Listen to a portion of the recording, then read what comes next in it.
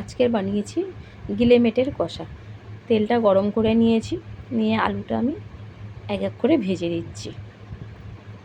একটু নুন আর হলুদ দেবো, দিয়ে আলুটাকে একটু ভালো করে ভেজে নেবো যাতে কালারটা সুন্দর আসে। একটু লাল লাল করে আলুটা ভেজে নেবো, এই আলুটা তুলে নেবো।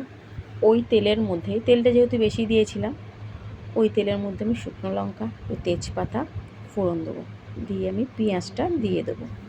পেঁয়াজটা দিতে আমি যেমন সবসময় নুন দিই, যেমন পেঁয়াজটা একটু যাতে মজে যায় ওই জন্য দিয়ে তারপরে আমি আদা রসুন বাটা দিয়ে দেবো। দিয়ে আমি একটু নাড়াচাড়া করে, বেশি আদা রসুন বাটাটা যে কষবো না, দিয়ে টমেটোটা দিয়ে দেবো। যেহেতু গিলিমেটেটার মশলাটা আমি মাখাইনি, ওই জন্য বেশি কষিনি।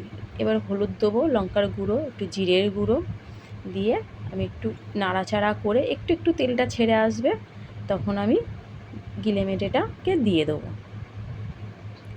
গিলেমেটেটাও কষা হবে আর ওইদিকে আমার মশলাটাও কষা হবে।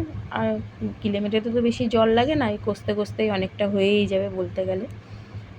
এবার আমি ভালো করে কষে নিয়ে দেখবো কতটা হয়েছে।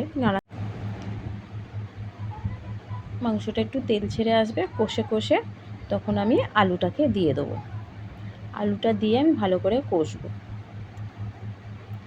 একদম অনেকটা পুরো একদম আলুটার সঙ্গেও মশলাটা একটু ঢুকবে আর মাংসটার ভেতর তো ঢুকবেই বলে আমি একটু চাপা দেবো। চাপা দিলে অনেকটা হয়ে যাবে সিদ্ধ। দিয়ে আমি আবার চাপা খুলে একটু মাংসটা থেকে একটু জল উঠবে, তো ওই জলটাকে আমি মারার জন্য, আর ওইদিকে তোমাদের মশলাটাও আমাদের কষা হয়ে যাবে। যেহেতু মশলাটা আমি আগে ভালো করে কষিনি, এর সঙ্গে কষাবো বলে ভালো করে নিয়ে আমি আবার চাপা দেবো। চাপাটা খুলে দেখব কতটা কষা হয়েছে। এই তেল ছেড়ে যাবে, একটু গায়ে গায়ে লেগে যাবে, তেল ছেড়ে যাবে, একটু ভালো করে নাড়তে হবে। নিয়ে আমি অল্প করেই জল দেবো, বেশি জল দেবো না, অল্প করেই জল দেবো, দিয়ে যাতে একটু গ্রেভি গ্রেভি টাইপের হয় ওই জন্য ওইটুকুনিই জল দেবো। দিয়ে ভালো করে কষে নেবো, নিয়ে চাপা দিয়ে কষে নেবো। নিয়ে আমার রেডি গিলেমেটে কষা।